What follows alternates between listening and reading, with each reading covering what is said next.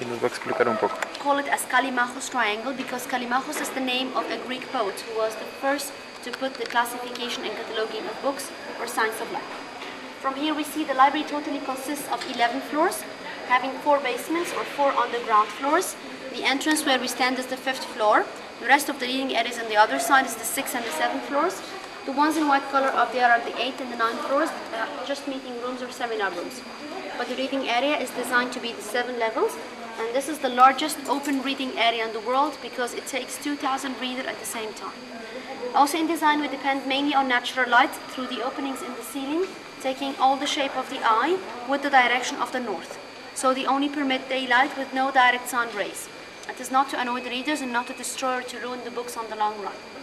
If you look at the inner walls of the library, you will see small black rectangular holes, taking this shape to symbolize the shelves of the ancient library where the scrolls were kept. But their main function, they are meant to be sound absorbers to reduce the noise and echoes in the library. Now the access for the users or the services is a wide service. It's an open access area for the public. They can use the computers for internet or to go to the books directly at the back of each floor, having about 540,000 books up to now. But our maximum capacity is 8 million books. They can go to search for the books on special computers, having a database of all the books in the library that connects you to 7 other libraries around the world to know their collection. But you can still get to know if the book is here or no using a website, and it is only to know the title of this book is here or no, but not reading the content of this book. But anyway, you'll be able to read the content by the end of this year because we're working on the Million Book Project together with India, China, and the USA, scanning 1 million books to have them electronically by the end of this year. So it's a common project. We already provide another service if you go this side.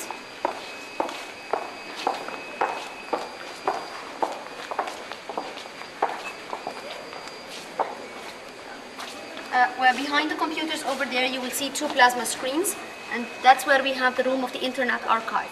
It's an archive that has all the snapshots of websites starting the year 1996 till 2006. In addition to 2,000 hours broadcast of an Egyptian and other American satellite channels, as well as 1,000 documentary films. All these are stored in the library here on more than 880 computers at data of equal to more than 10 billion pages. It's an archive that was donated by Bruce Tilcale, the inventor himself, to the library only worldwide, planning to have others in Asia and Europe.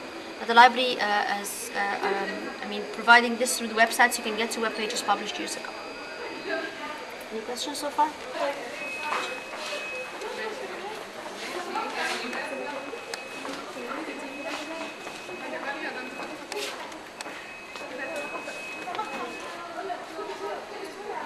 Well, the library, if you, maybe we can look at the screen, it's more clear. The library also in addition has 8 research centers. One of them is ISIS, and it is an International School for Information and Science, that's the abbreviation of the word. And this center is concerned to digitize the heritage of Egypt the previous 200 years. So we digitize different projects, or we're working on digitizing different things. One of them is this book. It is Description of Egypt, which was done by a group of 150 scientists who came together with Napoleon during the French invasion. They worked for 20 years with the result of 20 volumes of this size, being rare and old books, so they are only an access for researchers. We scanned all these books to have a digital version that you can browse easily from anywhere in the world. So when you enter the program, the books are in 2 sections, plate and text volumes. Plate volumes are in total 11. You have them as if you have in your shelf. You select the volume you want to browse. You can simply browse the pages very easily. You can see this picture which we have in the showcase. That's where you can see that we can compare very, we can zoom to have a very great resolution, even if we go to very fine details. Like the hieroglyphic writings, the drawings on the pillars. Back we can select the text volumes, and they are in total 9. If you select any of the volumes, let's start with number 1, and you can see that the book can be very easily read if you zoom to the very high stakes, even reading the text or the footnotes. There was an extra service, which is the search, that then enables you to get to the information directly, either by selecting from menu or writing what you want to read about. So let's write Alexandria as an example. These are the results we found in text and plate volumes. When you select on the results, you are taken to the page immediately by even rotating the picture if it is not in the right position. is available on a link that you can get to by using the base of the website or the domain of the website. It's taking the first words from description and Egypt. So it's desk, D-E-S-C, first 4 words, and E-G-Y, first 3 letters, or the first 4 letters of description and first 3 letters of Egypt, and on the domain of bibalex.org. Bibalex.org is the main website, and it is written at the back of the ticket you have. You can access this from anywhere in the world. We go down where we have different places to visit. There are 4 exhibitions.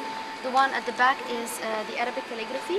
This side is the exhibition for the old printing machines. They date back to the 19th century during the reign of Muhammad Ali. Speaking about old printing machines, we have here the latest printing machine. It's the Espresso book machine. You'll be able to have your book in 20 minutes after you choose the book from the software over there on your computer, having thousands of books, and the book will be printed and bound in about 20 minutes. This is the second machine worldwide. The first one is in the World Bank Info Shop in Washington, D.C. This is the second one to be here in the library. Not effectively used for the public, but we are already printing books till we finish the deals for the copyright and publishing rights. This is this first section. Inside we have 2 other exhibitions. The one in the front is for Alexandria. It gives an impression about the city from the 15th to the mid of the 20th century, having old maps, drawings for travelers, a collection of photography. They were all collected by Dr. Muhammad Awad, director of Alexandria and Mediterranean Research Center. It's one of our centers again. But he's been collecting these since 25 years. What we have displayed inside is 1/3 of his collection. And I invite you to start on the right side. Exhibition on the left is for an artist who is known to be multi-talented because he was a movie director, costume and scene designer, a thinker and a philosopher. But he died young at the age of 56 years old in 1986. Exhibition is for Shadi Abdussalam, that's his name, and we have some of the private belongings as well. You can have a free tour to start with the one you prefer, but just excuse me, kindly note it is not allowed to take photographs or to video, only in these 2 exhibitions of Alexandria and Shadi being private collection. But anywhere else in the library it is permitted. And the Museum of Manuscripts is the one on the right over there. That's where you can get to visit, but it will need an extra ticket if you don't have what we call as the combo ticket or the collective ticket. But if you have the ticket of everything, you can visit the museum, and they also provide tours with local guides. This is where I end my tour. Do you have any questions before I leave you? Can you explain how the light works through the roof? Colored lights. No, the colored lights, they are not lights. They're just, it's colored glass. And it is here to actually, they were a kind of decoration in the very beginning, but we received points of views that they might be a symbol for the land and the sea. It's blue and green colors for land and sea.